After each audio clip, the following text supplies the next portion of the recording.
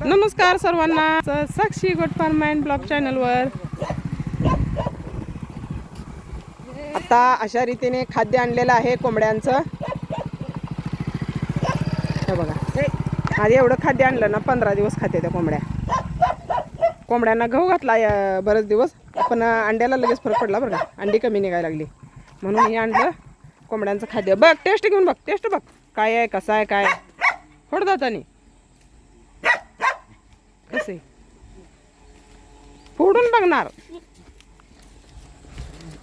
लय जणाला वाटतं ही शिळी गाभण आहे का नाही. आमच्या ह्यांना पण शंका आहे बरं का, गाभण आहे का नाही, पण हाय गाभण आहे. पिल्ली झाली तर मला गिफ्ट आहे ती. 2 पिल्ली झाली तर हे सर तिथं काय आहे लागली तिथं वास घेऊन बघायला काय आहे काय नाही. तेव्हा फोडायचा प्रयत्न चालू आहे. लय हलकट आहे शेळी ही.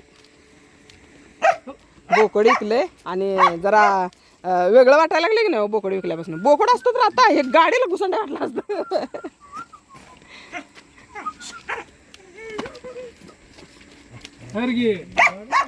आता हे आहे बघा डॉन आमच्यात, आणि त्यांच्या खालोखाली हे आहे.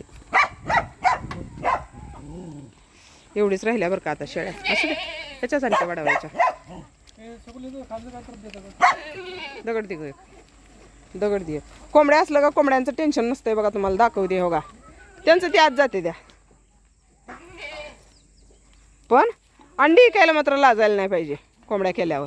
नाहीतर कोंबड्या करायचा आणि माझे सगळे अंडी घरी येऊन न्यायला पाहिजे, ते असं काही होत नाही बरं का.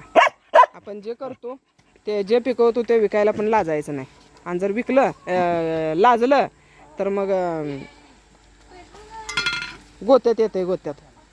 त्यामुळं आपल्या कोंबड्या असो, आता आपण कोंबड्या केले म्हटल्यावर अंडी विकायला लागणार, अंडी विकायला लाजायचं नाही. शेळ्या केले म्हटल्यावर त्यांची पिल्ली विकायला लाजायचं नाही, त्यांची उसाबर करायला लाजायचं नाही. असं जर केलं तरच आपल्याला. हे पेट्रोलचा वास यायला लागलाय, पेट्रोलचा वास लय यायला लागलाय बघा. काय झालंय बघा, आमच्या गाडीचं काम आलंय बरं का. दुपारपासून कुठे तर घळायला लागले का बघ पेट्रोल. वास यायला लागलाय लय पेट्रोलचा. व तुम्हाला ये ना, तुमच्या नाकात वास बसलाय काय की मग. हा बघा, सगळं हाय तेवढं जाईल संपून पेट्रोल. बहुतेक आता पेट्रोल घालून आल्यात होय गाडीला. तर असू द्या, मोठं बोकड विकलंय, जरा असं वेगळं वेगळं वाटायला लागलंय. घरातला लय मोठा सदस्य कुठं तर गावाला गेल्यासारखं वाटायला लागले. तर त्याच्या मग ही तयार होतोय. कोंबड्यांचं पण चाललंय इकडं. आजचा बाजार कसा काय झाला हो, तुम्हाला तर काय माहिती, तुम्ही बी कामाला गेलता आहे का नाही. कसं झाला बघायला. असू द्या, कसं जाईल तसं जाईल है ना. ज्याचं त्याचं नशीब.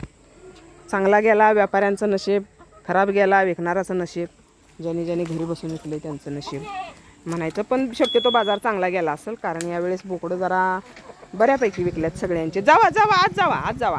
आणि आपल्याला कमेंट आल्या आपण शेळ्यांचं कोंबड्यांचं घर चुकीचं केलं आहे. तर काय माहिती आहे का, कोंबड्यांचं घर बनवायचं आहे दुसरं, पण लगेच कसं माहिती आहे का, हातात पैसा लागतोय आणि पैसे यायसाठी थांबलं आहे.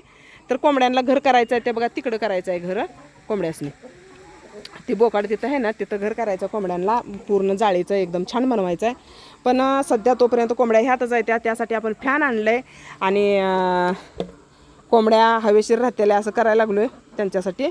पण बघूया आता काय, जरा पैसे असतो थोडं जरा शांत घ्यायला लागते है ना. पैशाशिवाय कुठला खेळ चालत नाही, लई पैसा लागतोय.